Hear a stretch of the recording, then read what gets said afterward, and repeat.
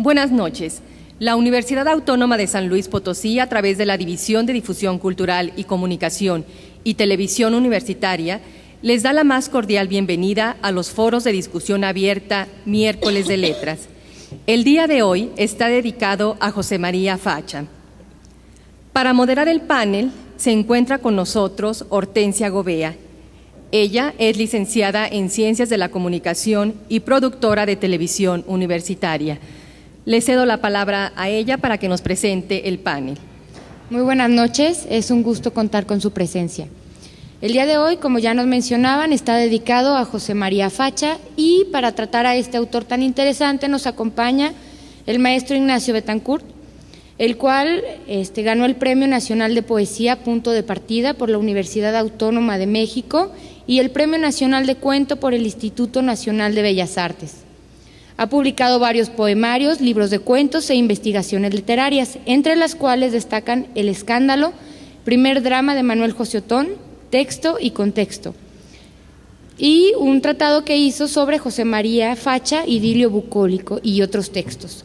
Como dramaturgo es autor del Gran Circo de los Hermanos Gandaya, Fábulas Latinoamericanas, Luchas y Mitotes en el Nuevo Mundo, Las Desventuras de Juan Diego, La Carpa de Soledad, y a partir de 1997 hasta la fecha es investigador literario en el Colegio de San Luis. También nos acompaña esta noche la maestra Josefina de Ávila. Ella es egresada de la Maestría en Lengua y Literatura Española de la Facultad de Humanidades de la Universidad Autónoma de San Luis Potosí, clausurada en 1962. Desde 1968 a la fecha, ha sido maestra de tiempo completo de la Universidad de Sonora e investigadora en educación. Ha publicado 3 libros: La literatura como ciencia social, aportes a la tecnología humana; Claroscuro, un poemario, textos y pretextos, que reúne sus artículos publicados en periódicos y revistas de Hermosillo, Sonora. Pero para adentrarnos más a este tema, nuestra compañera Ángeles Moctezuma nos va a leer un poema de José María Facha. Fascinación febril. Estaban soñolientas las campañas, de sol acribillados los confines, y en la contemplación de los satines del cielo se abstraían las montañas. El viento, fascinado por extrañas sensaciones, lamía los jazmines de tu piel y con músicos festines hizo vibrar su frenesí en las cañas. Con embriaguez de gozo inextinguida, ostentabas desnuda tu silueta como una ovación para la vida.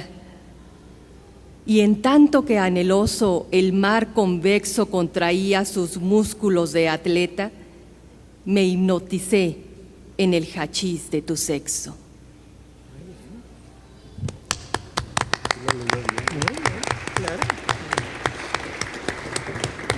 Bueno, Nacho, empezamos contigo.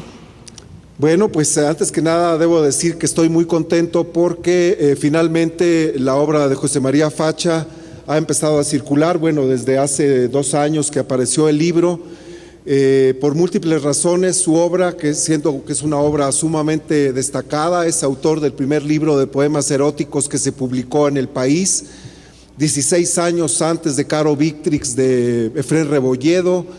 En fin, él es un poeta que en el año de 1900, este es uno de los sonetos que integran Idilio Bucólico, publica su libro.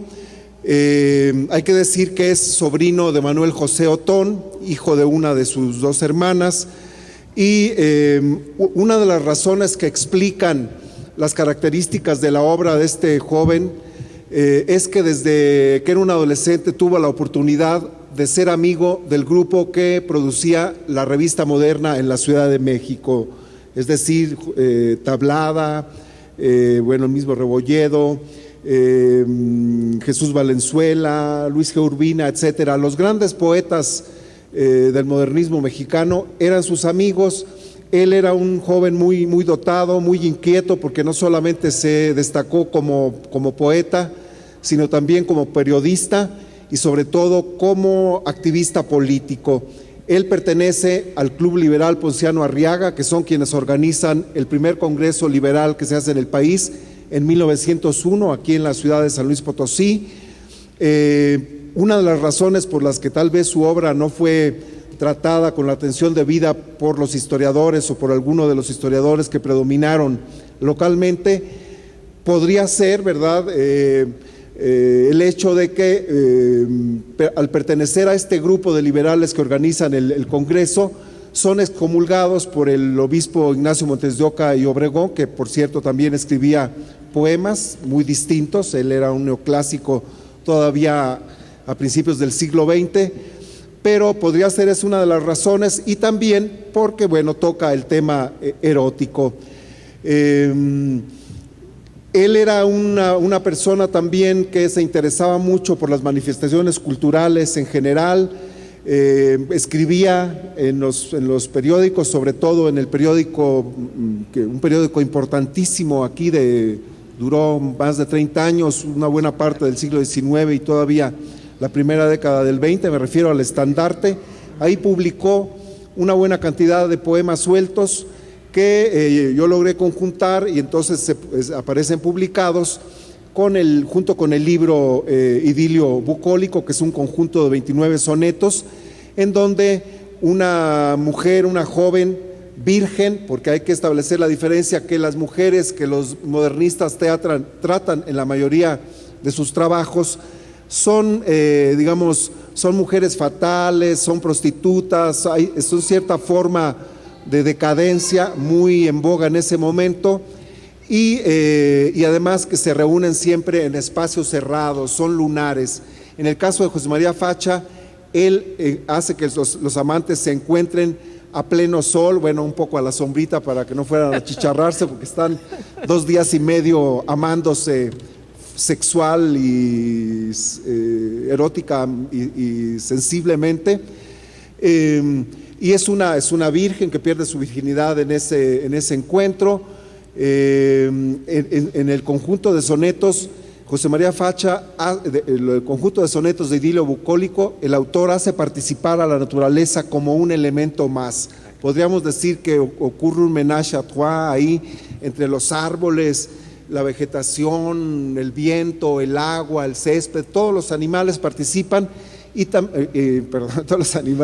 todos los elementos naturales participan, y también todos los sentidos humanos intervienen: el tacto, el olfato, la vista, bueno, los otros que no tengo en este momento participan, y entonces se vuelve una enorme representación de vitalidad y de goce. Hay que significar, si ustedes recuerdan alguno de los versos que se leyeron al inicio, él, por ejemplo, en uno de los versos dice, habla de la desnudez como una ovación para la vida. En 1900, si ustedes piensan que todavía en los años 30, 40, 50, por ejemplo, en Estados Unidos, en las playas, podían apresar a quienes iban a la playa y mostraban algunas partes de su cuerpo, tendrán una idea de que el cuerpo existía para ser ocultado. Entonces, el hecho de que un poeta en 1900 hable del cuerpo desnudo como una exaltación para la vida es inusual totalmente, es algo fuera de todo lo que se establecía en ese momento.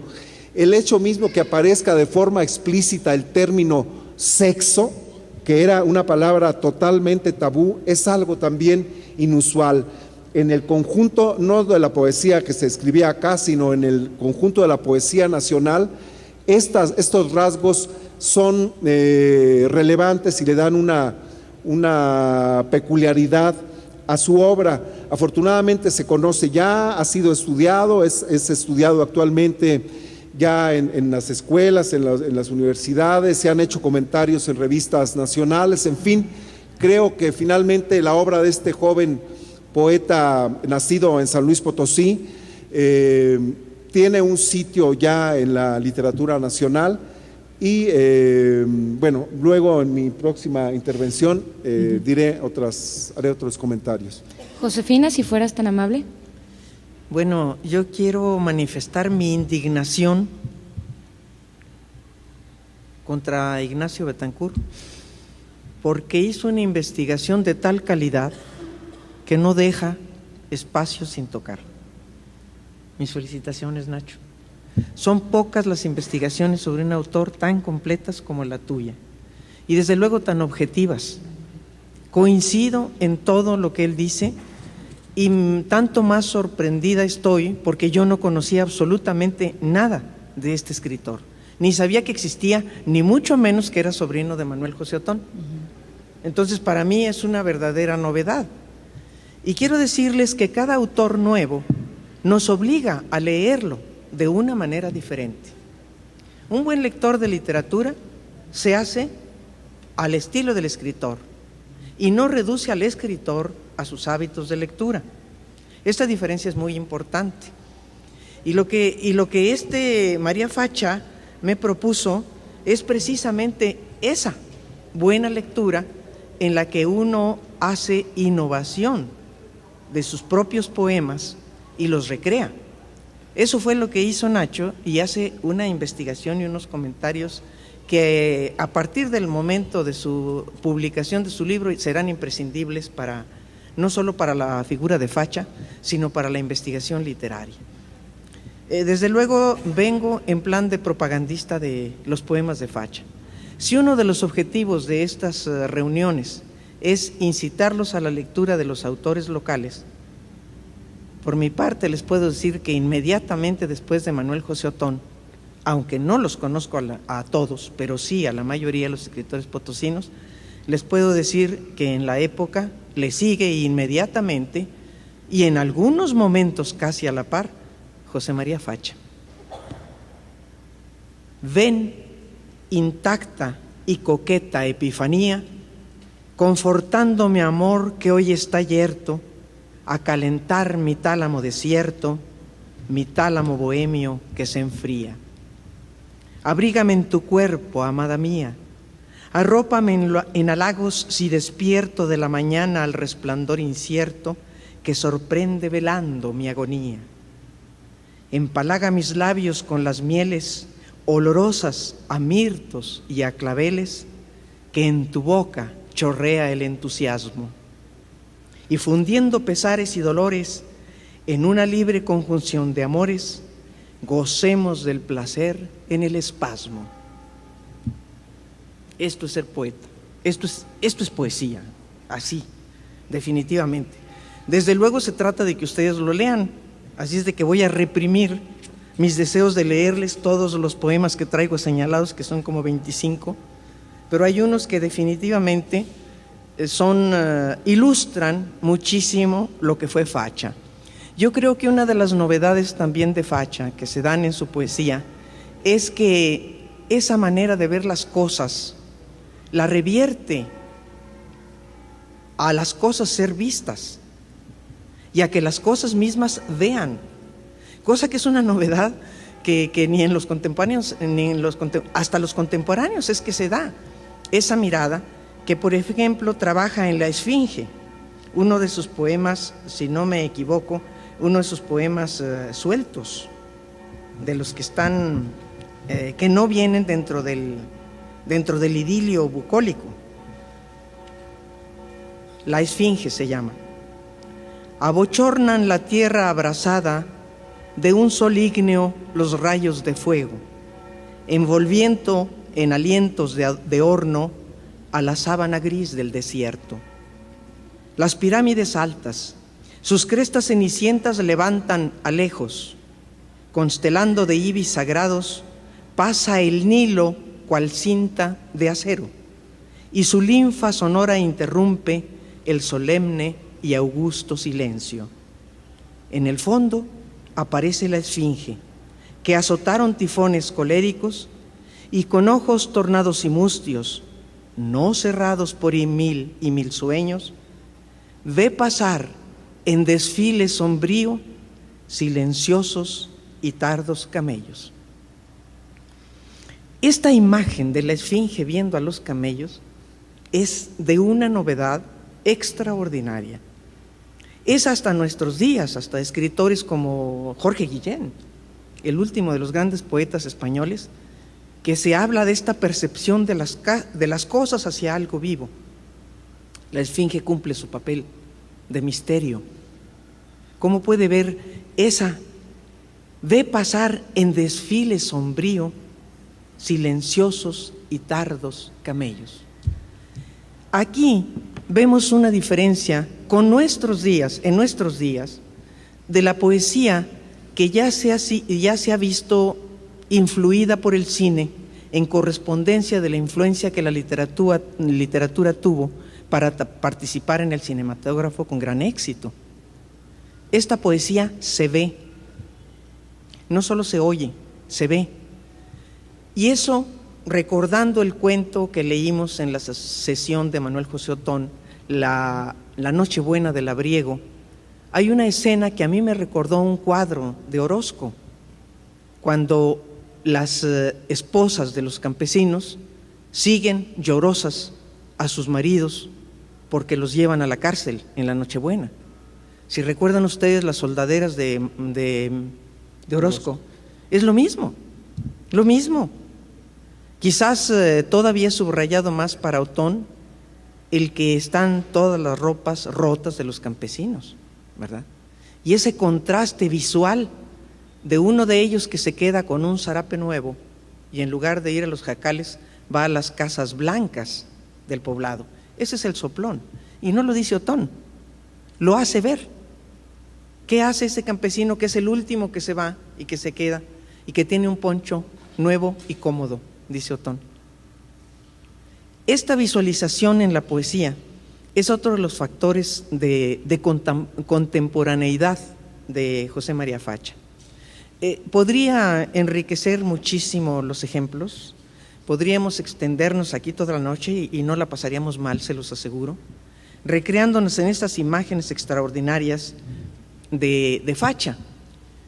Pero también tiene todavía restos de esa poesía melodramática del 19 que proponía ciertas tragedias que en la melodramas más bien, que en la poesía cobraban sentido y que servían mucho para declamar. Aquí volvemos a una lectura decimonónica, en trágica. Lo supe. Tomé vino hasta embriagarme. Ahogué los gritos de mi alma tímida y dejé que los celos oprimieran con un silencio de dolor mis fibras. El puñal oculté dentro de la blusa, fingiendo que nada conocía. Marché con pasos tambaleantes de ebrio a la casa fatal de mi querida. La hallé como otras veces cariñosa y la besé cual en mejores días, cuando lleno de polvo y de cansancio del incesante trabajar volvía.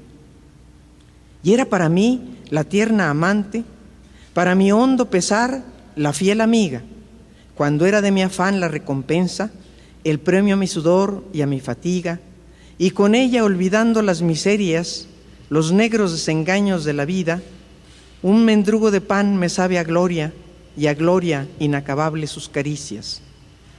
Vacilaba cobarde y pensativo, ella estaba radiante de alegría, cuán hermosa era aún. ¿Por qué privarme de su amor arrancándole la vida? Pero de pronto enrojeció mi pecho un sangriento relámpago de ira. Me acordé de aquel otro, del amante por quien en fiebre de pasión ardía. El crimen, negro búho, me hundió su garra y se apretó el cilicio de mis fibras. Sobre ella me lancé cual tigre hambriento, agujereó su piel bronceada y fina, la lengua del puñal aguda y férrea, abriendo bocas de color de guinda, por cuyos labios rojos y entreabiertos vomitaban su sangre las heridas. Un muy claro ejemplo, ¿no?, de lo que decías, de que todavía tenía esos detalles del siglo XIX. Pero perdonables, perdonables totalmente en Facha. Sí, porque incluso este poema, que es un claro ejemplo, es realmente muy bueno. Hace un momento nos comentabas que últimamente ha sido muy tratado José María Facha. ¿Nos puedes platicar acerca de la investigación que hiciste sobre él? ¿Cómo lo descubriste? Bueno, antes me gustaría señalar, qué bueno que Josefina habla de y lee el poema que corresponden a una primera época, que es lo que se había dado a conocer muy escasamente de él. No entiendo por qué perversa razón solamente se publicaron aquí en trabajos producidos en San Luis Potosí hace ya muchos años ejemplos de poetas. Aparece publicado el del Camello, ¿verdad?, que está muy influido todavía por los parnasianos, que son estos poetas franceses de mediados, la segunda mitad del siglo XIX, y también toda una serie de poemas truculentos, en donde hay mucha influencia, digamos, de Baudelaire, en el sentido de que los personajes son mujeres enfermas, parecía un mérito morir tísicas, siempre se prefiere lo pálido, lo oscuro, lo mortecino, en fin, hay una tendencia que se anula totalmente cuando adquiere una voz más personal y que aparece de manera espléndida en los sonetos del idilio bucólico. Me gustaría contextualizar un poco el entorno literario y también, bueno, mínimamente el social de José María Facha. Los modernistas que aparecen, casi nunca se ponen de acuerdo, porque el modernismo es uno de los temas más estudiados y más tratados en la poesía latinoamericana, pero digamos que va del poema de la duquesa Job, de Gutiérrez Nájera, hasta La suave patria, ¿no?, el poema de López Velarde, como de 1880 a 1916, 19, por ahí, ¿no? Son como 30, 40 años en donde predomina el modernismo, y los modernistas vendrían siendo una especie de los hippies del siglo XIX. Se vestían de maneras sumamente extravagantes, usaban largas melenas, ropas muy de colores y muy largas, abrigos, sacos, corbatas muy espectaculares. Fumaban, lo que ahora sería el equivalente de la marihuana, en ese tiempo era el hashish, y eran muy adictos a las drogas, al alcohol. Vivían con la idea de que el mundo se iba a acabar mañana, en algunos poemas se expresa, y entonces era de una enorme intensidad, pero sobre todo eran una respuesta a la modernidad social y económica de ese tiempo. Si ustedes toman en cuenta que en la primera mitad del siglo XIX una gran parte de políticos y militares eran también escritores, entenderán la importancia que tenía la obra literaria para la construcción de un país. A partir de la modernidad porfiriana, digamos de los años 70, 80 del siglo XIX, todo este grupo de pensadores y de artistas es desplazado, ya no le interesa al poder, ahora lo que necesita es productividad, un poco como lo que dicen ahora los tarados que están opinando sobre cómo debe ser, que ya no hay que hacer filosofía, que puras cuestiones tecnológicas, estas opiniones pavorosas que se han dejado escuchar en las últimas semanas. Pues así era a fines del siglo XIX, y entonces este grupo de poetas y de artistas, que no solo eran escritores, había también músicos, pintores que acompañaron la obra de los modernistas, pues entonces representaban una especie de rebelión espiritual frente a la materialidad grosera que consideraba que había que excluir lo espiritual, lo artístico, lo creativo. Hay un cuento de Rubén Darío, el rey burgués, me parece que es, en donde hay una fiesta en un palacio y llega el poeta, pues un poco, pues a que lo tomen en cuenta, y entonces dice, no, ¿qué vamos a hacer? Bueno, pues creo que póngase a darle vuelta a un organillo, alguna cosa que estaba ahí, y al tipo lo dejan ahí en el jardín, que hace mucho frío, y casi creo que hasta le da una pulmonía al personaje, ¿no? Entonces es muy clara la metáfora de cómo es excluida la parte no solamente pensante, sino creativa del ser humano en esta vorágine de modernidad. Hay que tomar en cuenta que aparece el automóvil, la energía eléctrica, el teléfono, el fonógrafo, un montón de cosas, ¿verdad?, que avasallan la cultura y a la que aspira el gobierno porfiriano. En ese contexto aparecen los hippies del siglo XIX, que serían los modernistas. Todos ellos en una primera etapa decadente, que incluso se asumen como decadentistas antes de llamarse modernistas, y que después es superada, y entonces comienzan a incorporar ya su voz más personal y la vitalidad latinoamericana, por llamarla de algún modo. Respecto a lo que Hortensia decía de cómo surge mi interés por este autor, haciendo otro tipo de trabajo con otros autores, porque en el Colegio de San Luis digamos, he decidido trabajar en un proyecto amplio que tiene que ver con la literatura que se produjo en San Luis Potosí durante la época del Porfiriato, que generalmente, bueno, son relaciones arbitrarias en el sentido de que el recorte temporal del Porfiriato nada tiene que ver con lo que sería el recorte temporal del modernismo. Sin embargo, como hay una coincidencia en el tiempo, pues entonces se usan estos parámetros. Pero lo que quería decir es que leyendo periódicos del siglo XIX y publicaciones, encontré un soneto tetrasílabo que se llama Gris de Tedio, muy bello, no solo por la singularidad de que sea los sonetos son en decasílabos, pero este era tetrasílabo, unos versitos de 4 sílabas todos, pero con una precisión y una sensibilidad totalmente distinta a lo que había y que se publicaba en ese momento. Entonces dije, caray, aquí hay algo interesante, y entonces empecé a jalar el hilo y a buscar, porque no había nada. Nunca apelaron a José María Facha aquí los críticos contemporáneos. Las últimas antologías que se hicieron lo excluyen, lo citan de pasada, con equivocaciones, con omisiones, en fin.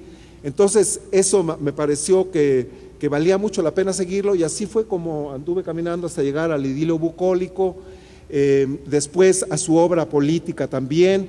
Hay es muy curioso, cuando se publica uno de los grandes poemas de Otón, que se llama Pastoral, nadie lo toma en cuenta aquí. Otón ha repudiado a San Luis Potosí y está viviendo, me parece que en Durango, por ahí por Tamaulipas, y entonces él escribe, siendo su sobrino, que además nunca dice que es su tío Otón, ¿verdad?, pero dice que el gran poeta Otón escribió este poema Pastoral, etcétera, etcétera, que es extraordinario, y que los burgueses son incapaces de escucharlo. Así dicen los burgueses, porque solo escuchan el tintín metálico del dólar, ¿no?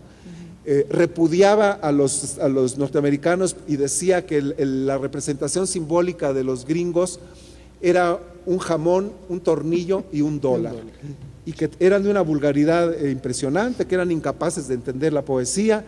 En fin, José María Facha es un ser complejo. Hay que decir que toda su obra la publica en, no sé, 4, máximo 5 años, desde los 17, 18 años hasta los 22, es detenido, lo meten a la cárcel, tiene muchos problemas por su actividad política, y cuando sale de la cárcel desaparece y nunca más vuelve a publicar nada. Entonces es complejo, les decía, porque, digamos, para los liberales como él, el modelo de sociedad era el norteamericano, para los conservadores eran los franceses. Sin embargo, él prefería por sobre todo a los franceses, la cultura francesa, frente a los norteamericanos, y ahí ya empieza a manifestar diferencias, porque afortunadamente la realidad nunca ha sido esquemática, ¿no? Los historiadores y los analistas pues la volvemos esquemática, a veces por pereza mental y a veces por incapacidad o por temor de entender esa complejidad en donde nunca hay lo blanco y lo negro, sino que todo está siempre interrelacionado, y que afortunadamente la literatura logra superar eso de una manera extraordinaria, porque rompe con esos esquemas. La primera novela que se escribió en San Luis Potosí, que se publica en 1865, es una historia de amor que ocurre durante la guerra de Reforma, en el momento en que ya los liberales asumen su… bueno… ¡Qué poder! Finalmente, lo que quiero decir es que hay que leer el contexto de la obra para entender la plenitud, y en este caso darnos cuenta de la enorme importancia que este joven poeta tiene para la literatura nacional. A los que nos han seguido durante el tiempo que llevamos los miércoles entenderán este comentario, que en su momento Josefina lo dijo. No es que quiera darle más tiempo, es que se lo toma. Pero además es interesantísimo todo lo que dice, ¿verdad? Podemos seguirte oyendo así sin… Pero yo también quiero hablar. Claro, tú tienes cosas interesantísimas que decir también. No.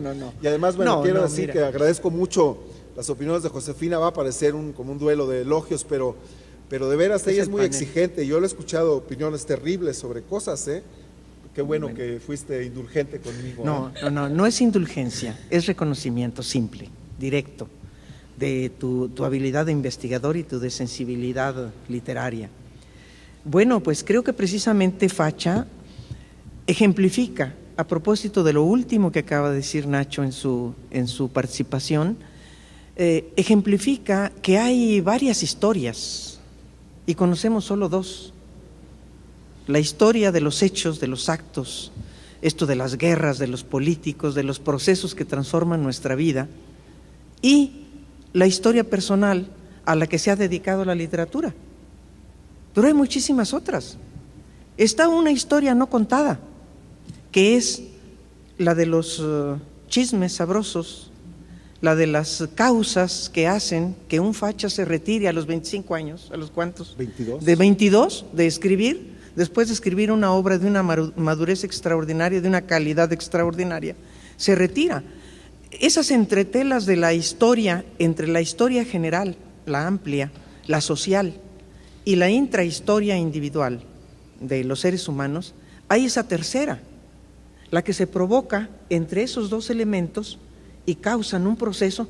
Hay una serie de figuras en la historia que terminan destruidos o hechos a un lado, o que ellos mismos se eliminan porque no consideran de su interés el participar en actitudes que son terriblemente destructivas. Yo identifico a Facha como una de estas figuras. Llega un momento en que la desilusión lo hace retirarse, y como en todo escrito, aunque sean sobre otro, las huellas quedan de lo que creemos. Voy a leerles dos comentarios, uno que escribe a este intelectual militar, que es el general Reyes, padre de Alfonso Reyes, escrito por Facha. El general Reyes, personalidad joven y viril, ha sabido encumbrarse en sus propias alas sin necesidad de impulso extraño a las altas esferas del Ministerio de Guerra. Además de ser un intelectual, además de haber recibido un bautismo de pólvora y su confirmación de sangre, le quiero por haber sido un mecenas para Manuel José Otón.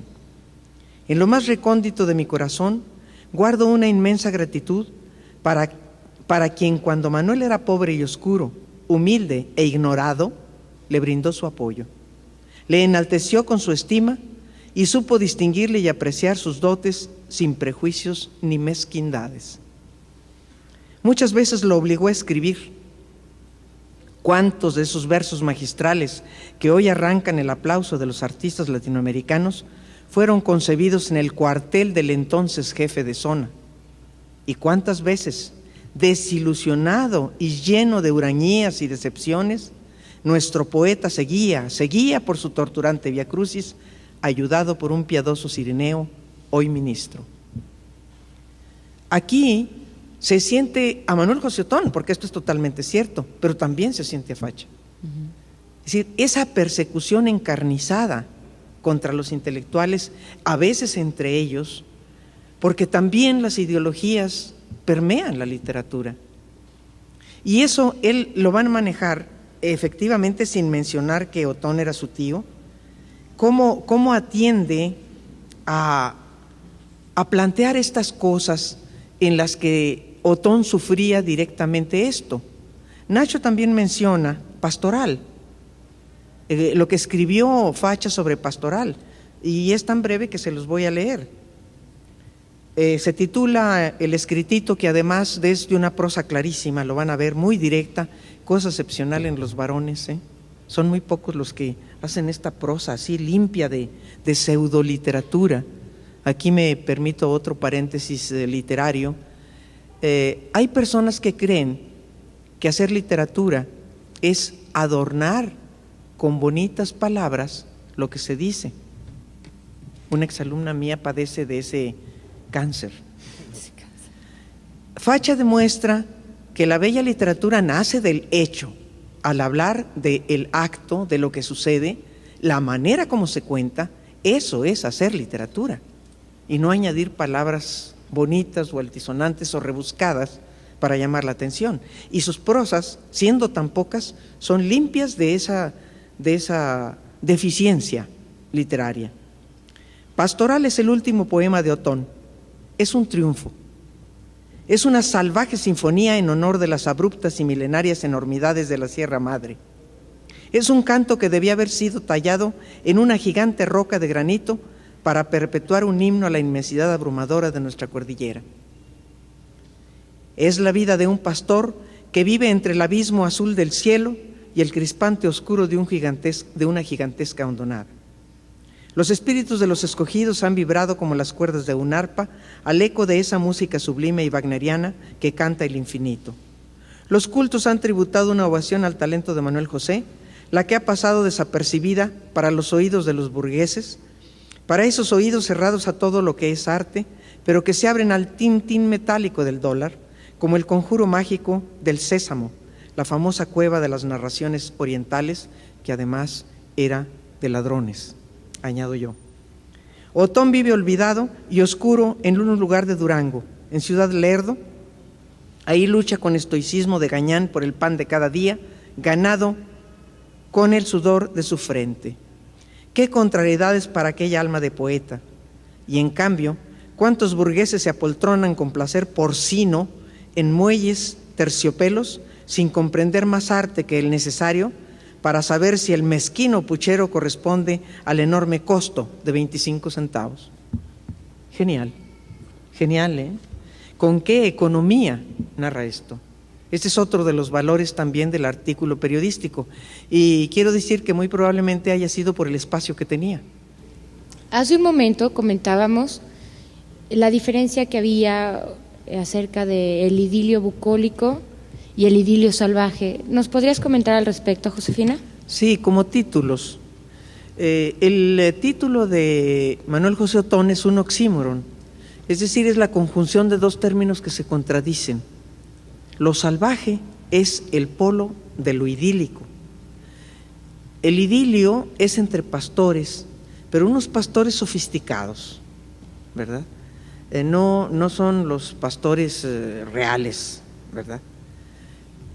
Lo que él hace al poner el salvaje, crea el oxímoron, es decir, su contrario, y por eso es un título tan acertado. Yo sostengo que debería suprimirse ese subtítulo que lo afea completamente y que viene en las ediciones últimas. Yo lo conocí estudiando en el desierto. Pero así le puso él, ¿eh? ¿Así le puso él? Bueno, pues habría que corregir a Otón de vez en cuando. Bueno, es que a veces la época jala palabras y situaciones que se crean según también la época, ¿verdad? Ahora para todos sacamos lo virtual. Va a ser un adjetivo muy peculiar de nosotros los contemporáneos hablar de lo virtual, porque ya ni siquiera existe como palabra, como dato. Es una figura, un dibujo en la pantalla. Es virtual, ¿verdad? Entonces, al contrario de Otón, su sobrino va a usar este título de idilio bucólico, pero aquí lo sorprendente es que parece ser, aquí Nacho nos va a informar sobre este dato, que Facha escribió primero su idilio bucólico y luego, o por lo menos después, publicó Otón, quizás lo escribió antes y lo publicó hasta 4 años después. Eso esperemos que nos lo explique más adelante. Quiero sostener la diferencia entre los títulos. Ya decía yo que esto es buscar un prietito en el arroz, en la blancura de la poesía de Facha. Estoy buscando este detallito que es mínimo dentro de su poesía, porque al llamarle idilio bucólico está manejando un pleonasmo dentro de la tradición de la palabra idilio y de la palabra bucólico. Lo bucólico es lo que se refiere a los pastores.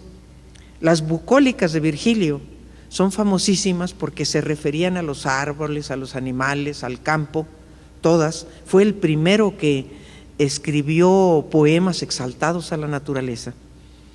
Y él, Facha, lo va a hacer de otra manera, desde luego. El comentario de Nacho, desde luego, allí es imprescindible. Va a hablar de la naturaleza como un personaje más, pero ya incluido en la pareja adánica que reinicia sus primeros amores, especialmente ella, que es virgen, Este uso de idilio bucólico lo utiliza de una manera diferente al desarrollo del poema. Insisto en que es un pero mínimo, ¿verdad? Pero sí, de acuerdo con el uso de las palabras, la palabra idilio y hablar de idilio es ya hablar de pastores, por etimología de la palabra, y bucólico es del bosque. Entonces, allí encuentro yo cierto pleonasmo que Nacho ya está dispuesto a rebatirme. Así es de que lo escuchamos, antes de que se le vaya... Antes, nada más señalar que hay 3 idilios en la poesía mexicana, sí, importantísimos, famosos, ¿no? Famosos, sí. El idilio de Salvador Díaz Mirón, que aparece, no recuerdo la fecha, pero el idilio que se llama simplemente idilio. El idilio salvaje de Otón y el idilio bucólico de Facha. Bueno, hay que decir, antes de Virgilio, Teócrito, que además Virgilio lo traduce, Teócrito, sí, siglo III antes de Cristo, escribe un conjunto de poemas, me parece que son ahí 30 y algo, que se llaman idílicas. Idílicas, son las idílicas, ¿no? De Teócrito, sí. Y son diálogos en donde no necesariamente lo idílico se refiere al tema amoroso, porque son reflexiones filosóficas, incluso sobre la muerte, y además se caracterizan en el caso de Teócrito porque son muy... como muy sutiles, como todo es, como visto el mundo color de rosa también, todo es grato, eso, digamos, un momento de la humanidad color de rosa, ¿no? Virgilio traduce esta obra de Teócrito antes de que escriba las bucólicas o églogas, que también se le conocen, que sí, son 10, donde aparecen los pastores, y de nuevo, no solamente, la obra de Virgilio, que se llama Bucólicas, no hablan solamente del campo. Hay algunos de esos poemas están ubicados incluso en las ciudades. Sí, ¿no? sí. Entonces ya ni el origen, ni el título de los poemas de Teócrito, que son idílicas, se refieren solo a lo amoroso, ni en el caso de Virgilio, las bucólicas se refieren solo al campo. Efectivamente, lo bucólico está asociado a la naturaleza, a los campos, viene de una palabra que se refiere a los que cuidan bueyes, ¿verdad? Que no necesariamente tienen que ser bueyes ellos mismos. Y el idilio alude siempre a una relación amorosa. Fuera del contexto, digamos, de los títulos de los poemas, lo idílico es lo amoroso y lo bucólico es lo de la naturaleza. En el caso de Facha, no me parece que sea un pleonasmo, porque está hablando de una relación amorosa en la naturaleza. En tal caso, el pleonasmo sería entre el título y el contenido de la obra, lo cual no me parecería que fuera justo, ¿no? Pero no son sinónimos. Decir idílico no implica automáticamente el sentido de lo campirano o del bosque, de la naturaleza, ¿no? En ese sentido considero que no es un pleonasmo. Incluso podría haber una intención irónica, porque este título que nos remite tanto a estas épocas color de rosa, donde los pastores efectivamente no se tocaban, era todo como fantasioso y color de rosa, en el poema de José María Facha es una orgía. En términos exactos, se trata de una orgía en donde participa la naturaleza. Esta imagen del poema también que se leyó al principio, cuando el viento que besa la piel de jazmín de la mujer, dice, hace vibrar su frenesí en las cañas, es casi pornográfico en la naturaleza. Una caña que se sacude, ¿verdad? Casi como si estuviera en un orgasmo, ¿no? Es decir, la naturaleza está celebrando la belleza de ese personaje femenino. Entonces, yo lo aceptaría incluso todavía como con una cierta intención irónica al titularlo idilio bucólico, pero no me parece, por lo menos yo no me lo creo, que sea un pleonasmo, ¿no? Me parecería inadmisible en José María Facha, que hay que decir, José María Facha era un típico jovencito sabio, era políglota, erudito, sabía todo de su época, conocía toda la poesía europea y latinoamericana que se publicaba en ese momento, era muy pedante, lo odiaban, se burlaban de él porque vestía muy atildado, era muy excéntrico en su manera de vestir, Y curiosamente, en mi investigación, de lo que me di cuenta es que en San Luis Potosí lo poco que conocen se refiere a las excentricidades de él y no a su obra. Su obra no la difundieron, ¿no? Bueno, un momento, más, perdón, sí. para hacer un pequeño comentario, sería esta la última ronda y les agradecería si fueran tan amables de concluir y dar cierre a su participación. Bueno, okay. ¿Empezamos contigo, Josefina? Sí, mira, yo quiero decir lo siguiente: cada lector hace su propia selección. Desde el punto de vista de la razón, los dos la tenemos.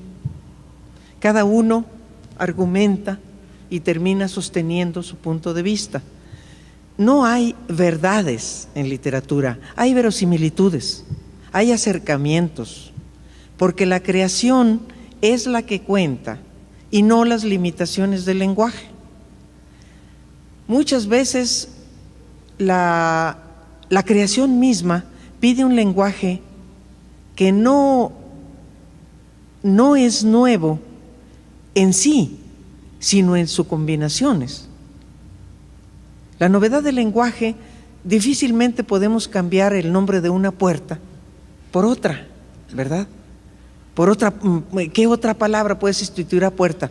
Pues se buscan sustitutos para poder renovar el término puerta. Pero cuando se usa la palabra puerta exactamente con el peso de eso que abre y cierra a algo, entonces la palabra puerta se crece. Y estas limitaciones del lenguaje, que no logran más que con serie de juegos y de combinaciones renovar el significado de la vida rutinaria, esto es en lo que a veces podemos fallar. A mí no me afecta el descubrir para mí sí es cierto pleonasmo, pero definitivamente no afecta a la belleza de la poesía de Facha. Aquí la culpa la tiene Nacho por no darme oportunidad de hablar de otras cosas más importantes. Ya lo dijo él todo, entonces, ¿de qué voy a hablar sino del prietito de la rosa? ¿Verdad, Nacho? Entonces, desde luego que esto no afecta a la belleza del poema. Y para terminar, porque yo quiero terminar con Facha, les voy a leer el tercer poema, que se llama Tu llegada, que es de una belleza extraordinaria y que se refiere a cómo es a veces mucho más hermoso la presencia de la amada cuando llega, o del amado cuando lo estamos esperando y llega. A veces es más hermosa que la propia, que el encuentro definitivo amoroso entre la pareja. Y ese momento especial lo crea Facha de una manera inmejorable. Se llama Tu llegada. Sacudió a la floresta la algazara y en la irrupción voluble de matices urdió el espacio mágicos tapices con arreboles de fulgencia rara. La piscina aquietó su linfa clara por copiarte y crispando sus raíces los árboles doblaron sus cervices para ver los detalles de tu cara. Pisabas la planicie quedo, cual si su atención tuvieras miedo, y al mirar las carnales maravillas de tu virginidad y sus cadencias, el éxtasis clavóme de rodillas y en mis ojos roció fosforescencias. ¿Qué poema? Me lo imagino. No, es que está con el deseo, pero la presencia de ella despierta esto. Bueno, yo no sé si alguna vez no has sentido tus ojos fosforecer, Nacho. Claro. Y en la relación amorosa, ¿cómo siente uno que todo el cuerpo se altera, verdad? Y cómo siente uno eso, que algo más fuerte quiere salir. Y ahí es donde empiezan las fosforescencias. Y no digo más. Nacho, si tú quisieras decir más. Sí. Bueno, señalar nada más también algunas características formales.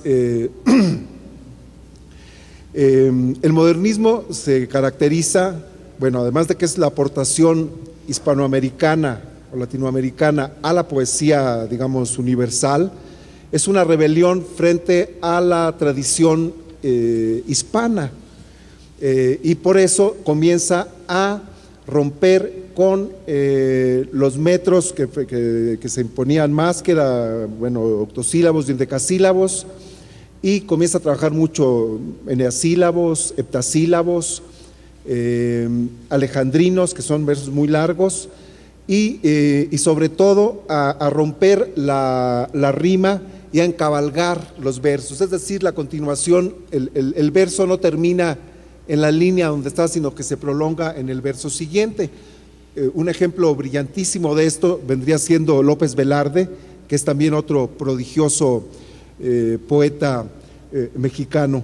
Entonces, como un rechazo a la tradición y a la influencia española en la literatura, es que se desarrolla el modernismo, retomando, por supuesto, la influencia de los franceses, sobre todo los llamados parnasianos y simbolistas, ¿no?, que van desde, digamos, Baudelaire hasta Mallarmé, Rimbaud.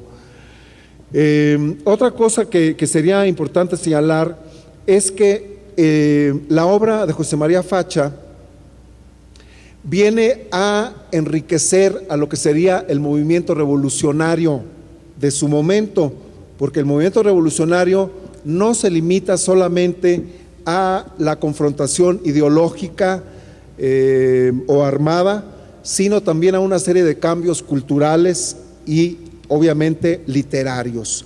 Entonces, en José María Facha se reúne el revolucionario capaz de involucrarse en una lucha frontal contra Porfirio Díaz, y por lo cual sufre persecución, cárcel, amenazas, y al mismo tiempo logra existir en su ser un poeta que nunca toca temas políticos. Él es un poeta exquisito, un poeta dedicado a la poesía amorosa, erótica, a las experiencias sutiles, a cierta aristocracia sensorial o perceptual, que es de la que se enorgullecían los modernistas. Hay declaraciones de Tablada, sobre todo en ese momento, de Valenzuela, que era el director de la revista Moderna, en donde de alguna manera se vanaglorian de su sensibilidad exquisita y de percibir de una manera distinta la realidad que les rodea. Incluso ellos hablan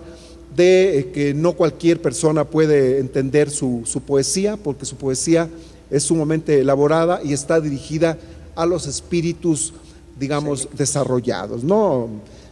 Puede uno estar de acuerdo o no con esto, pero se caracterizaba en esta especie de aristocracia que ellos asumían y además, bueno, exaltaban en ellos mismos.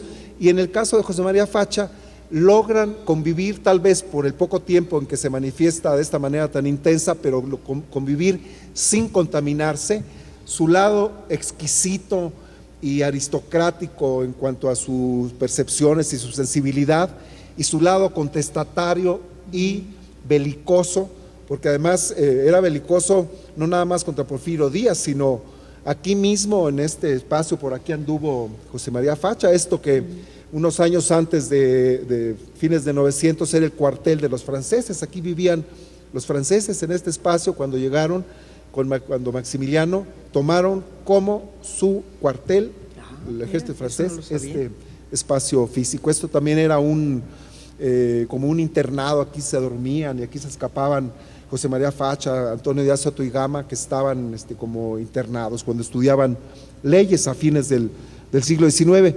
Pero les quería contar esta anécdota para terminar.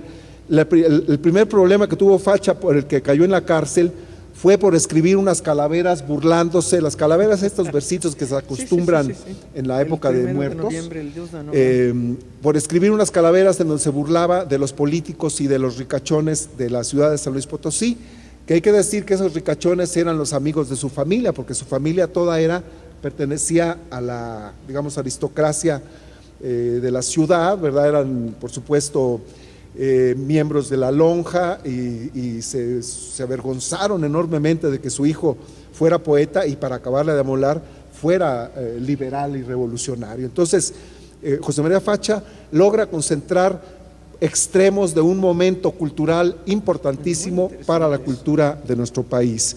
Creo que eso también habría que señalarlo y, por supuesto, bueno, invitarlos a que se acerquen a la obra, no solamente la literatura de José María Facha, sino a todo tipo de literatura, porque es una de las maneras no solamente del disfrute de la palabra o del lenguaje, sino también del conocimiento. Mucho más me atrevería a decir, aunque sé que a los historiadores les da mucho coraje, mucho más que la propia historiografía, que los propios libros que se han escrito de historia, que a veces no logran rebasar los esquematismos, a diferencia de la literatura.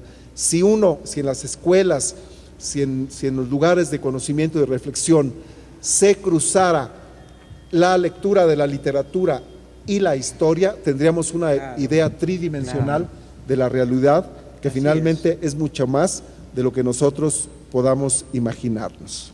Gracias. ¿Quisieras comentar algo al respecto? Sí, mira, quiero añadir algo respecto a esto de la exquisitez de la poesía de los modernistas.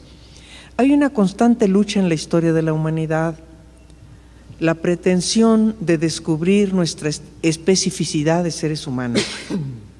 Y esa especificidad tiene como característica fundamental, además de la inteligencia, porque los animales también son inteligentes, la sensibilidad y la capacidad de expresarla. Entonces, ellos tenían razón al hablar de esta aristocracia del espíritu frente a la salvajada de los militares y de que no respetan la vida, que no toman en cuenta nada, que son viles intereses de dominio, de economía, hasta de mezquindad, ¿verdad?, con la que se mueven, y de alguna manera rechazaban esa brutalidad. Entonces, su exquisitez que tanto se les ha reprochado, ¿verdad?, era desde esa perspectiva, de un ahondamiento de lo que es el ser humano y sus potenciales. Toda vez que tenemos una naturaleza, y que es animal, nos guste o no, somos seres vivos, estamos vivos, y depende cómo vivamos esa sexualidad, que es además la energía más hermosa que nos ha sido dada.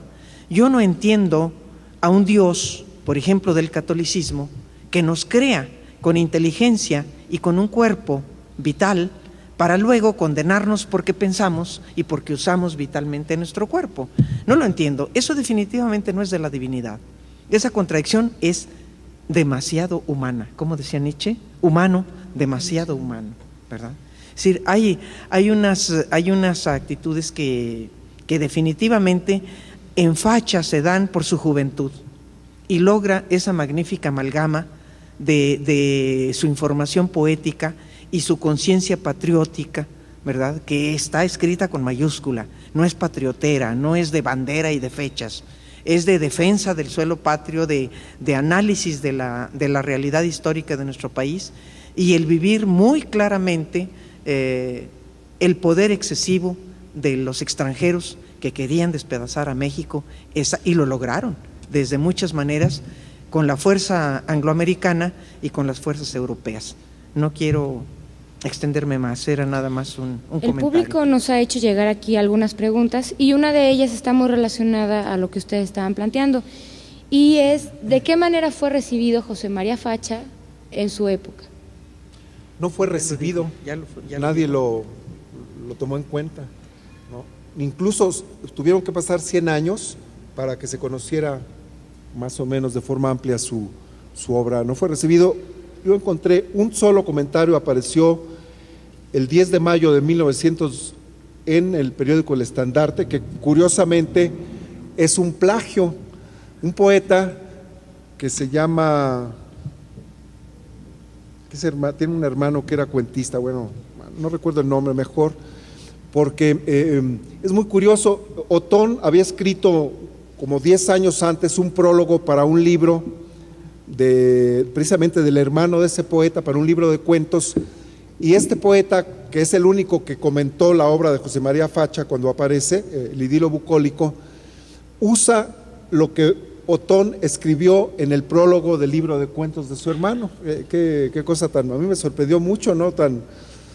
Pues yo no sé qué significación pueda tener, ¿no? La única nota que apareció sobre el idilio bucólico en el año 1900 era un plagio, que el hombre que, bueno, hay que agradecerle, que se ocupó de comentar el libro, lo comentó utilizando un texto que Otón había escrito como 10 años antes, en el prólogo a un libro de cuentos de un autor que firmaba con el seudónimo P, una K y Dor, Pecador. Que escribía teatro también y que se dice que escribió obras de teatro que molestaron mucho a la sociedad potosina, pero están desaparecidas. Yo las he buscado y aún ahora no las encuentro. Otra de las preguntas que nos hicieron llegar va relacionada en esto. Si no había nada publicado de Facha, ¿cómo es que lograste obtener estos textos? No es que no hubiera nada publicado. Había en 1919, hay un libro que tiene un título muy curioso que se llama algo así como Peregenios y del lírico Berquel Potosino, y un título muy largo, y ahí es donde yo encontré el soneto tetrasílabo que se llama Gris de Tedio. Muy bello. Y el padre Peñalosa, en la antología de la literatura potosina, publica 2 poemas de la primera época de José María Facha, que yo no entiendo por qué, si existían, si él conocía ya la obra verdaderamente importante que sería la del idilio bucólico, nunca nadie publicó ningún soneto del idilio bucólico, y lo único que se publicó de José María Facha fueron 2 de sus poemas, digamos, del montón, ¿no? Entonces sí, se había publicado, pero eso, ¿no? Ninguna otra cosa aparte se había publicado.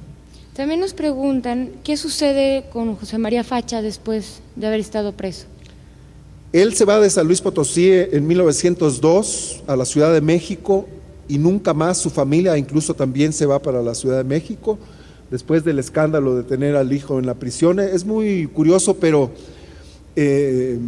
durante la época cuando comienza el Club Liberal Ponciano Arriaga, que Porfirio Díaz se preocupa muchísimo, es un grupo muy importante. El historiador norteamericano Cockroft los denomina la vanguardia intelectual de la Revolución Mexicana. Participa entre ellos Camilo Arriaga, Juan Sarabia, que es un santo, es un maravilloso ser humano, Antonio Ignacio Tuigama, José María Facha, todos liderados por Camilo Arriaga.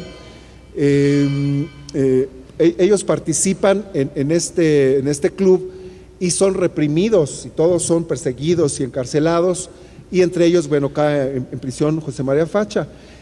Uno de los más grandes represores de los liberales fue precisamente el general Bernardo Reyes, y gracias a un familiar de uno de estos grupos que está casado que es familiar de la esposa de Bernardo Reyes, José María Facha, Camilo Arriaga, se enteran que los quieren asesinar y pueden esconderse, pero finalmente los detienen y los llevan a la cárcel.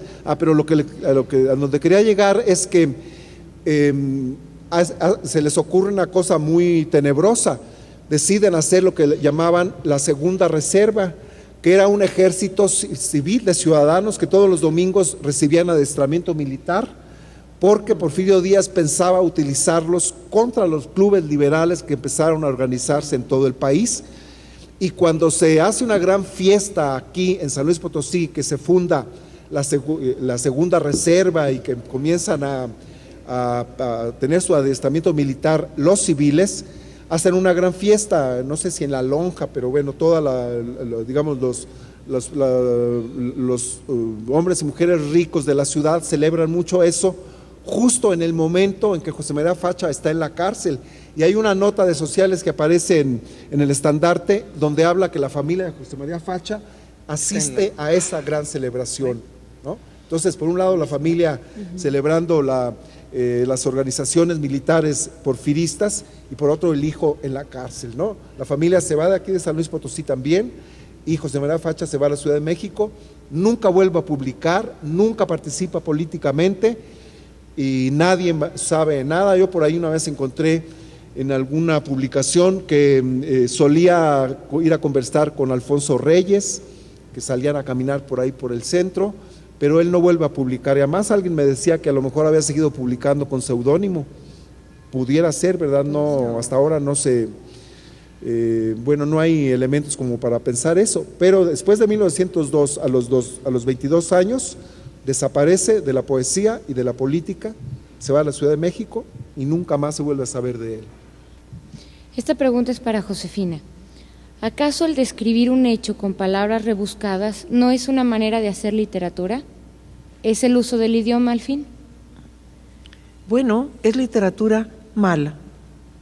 Sí es literatura, pero también es literatura la literatura médica, la literatura química, también está escrita en palabras y no la llamamos poesía.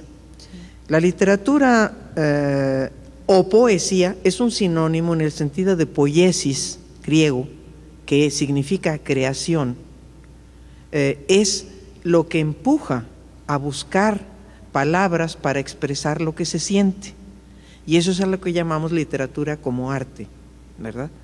Ahora, las otras literaturas, la literatura médica, la literatura química, se refieren a los nombres de medicinas, de elementos que conforman la realidad, y también son literatura. Ahora, el rebuscamiento en la literatura significa una pobreza de talento. Es como cuando los filósofos como el señor Heidegger se vuelve incomprensible, y después de que se le estudia con sumo cuidado, resulta que ya dijo lo que otros dijeron de manera directa y muy elemental. De allí Ortega y Gasset acuña la frase: la claridad es cortesía del filósofo, ¿verdad? Yo diría que la claridad es esencia de la poesía, la claridad, no el rebuscamiento, el, digamos, revelar de alguna manera un significado nuevo de los términos ya gastados por la rutina. Entonces no es que no sea literatura, es literatura, y para decirlo más con más objetividad, no es la que más me gusta a mí. También te hacen otra pregunta que va muy relacionada y dice: ¿qué es hacer literatura? Hacer literatura es hacerlo todo, todo. La literatura lo abarca todo, lo implica todo, no excluye nada, y es la explicación de este mundo en el que vivimos.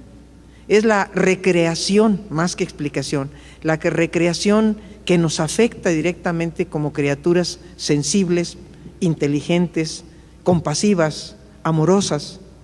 Eso es hacer literatura, la literatura es eso. La literatura no excluye nada de sus temas, y podríamos terminar como Dante su Divina Comedia, ¿no?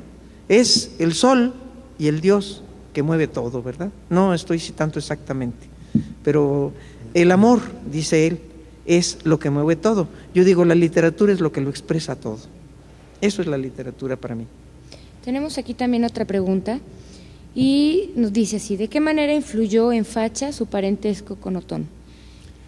Bueno, de manera muy significativa, porque si su tío no hubiera sido tan gran amigo del grupo de poetas modernistas. Es muy curioso, Otón nunca aceptó a los modernistas, decía que eran unos decadentes, enfermizos, neuróticos, y él siempre los rechazó, y por supuesto él en vida nunca aceptó ser un poeta modernista, ¿no? Para su desgracia, entre comillas, está dentro del canon modernista, y la obra de Otón se considera modernista. Pero curiosamente sus grandes amigos de las borracheras epopélicas, porque hay que decir que Otón era muy borracho, todos sus amigos eran los poetas modernistas, y él con cierta frecuencia iba a la Ciudad de México.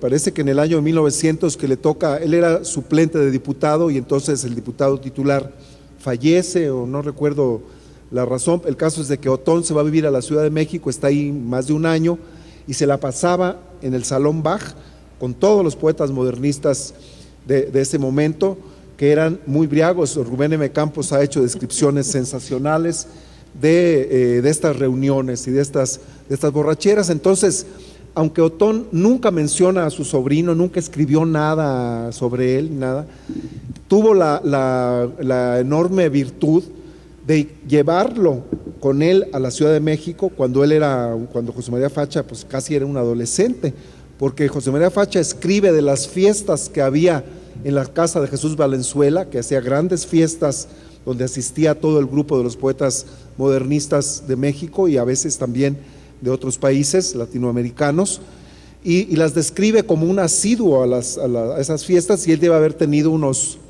17, 18 años. Entonces, gracias a Otón, José María Facha se integró a ese grupo y pudo estar al tanto de la poesía de su tiempo y por supuesto pudo ser el poeta que fue, que además también tiene una evidente influencia de la poesía de Otón. Entonces fue muy significativa la figura de Otón. No es gratuito que en la casa donde nació José María Facha haya muerto Manuel José Otón. Por último, nos preguntan dónde se puede adquirir la obra de José María Facha. Bueno, afortunadamente y lamentablemente está agotada, pero ya se va a reeditar. La primera edición yo traté que saliera en una editora nacional para que circulara más ampliamente. Ahora la segunda edición la va a sacar el Colegio de San Luis. Espero que sea este año, pero bueno, si alguien está así como súper interesado, pues le puedo pasar algunas fotocopias, ¿no? Yo lo tengo capturado en mi computadora, entonces se puede hacer imprimir, ¿no? Bueno, en este foro hasta la naturaleza celebró el que hubiéramos hablado de Facha, porque la verdad es un personaje que se merecía y se merece todavía el que se siga trabajando y el que se siga leyendo. Agradecemos su presencia, agradezco la presencia a nuestros panelistas que no nos abandonaron a pesar de la lluvia y nos vemos el próximo miércoles. Muchas gracias.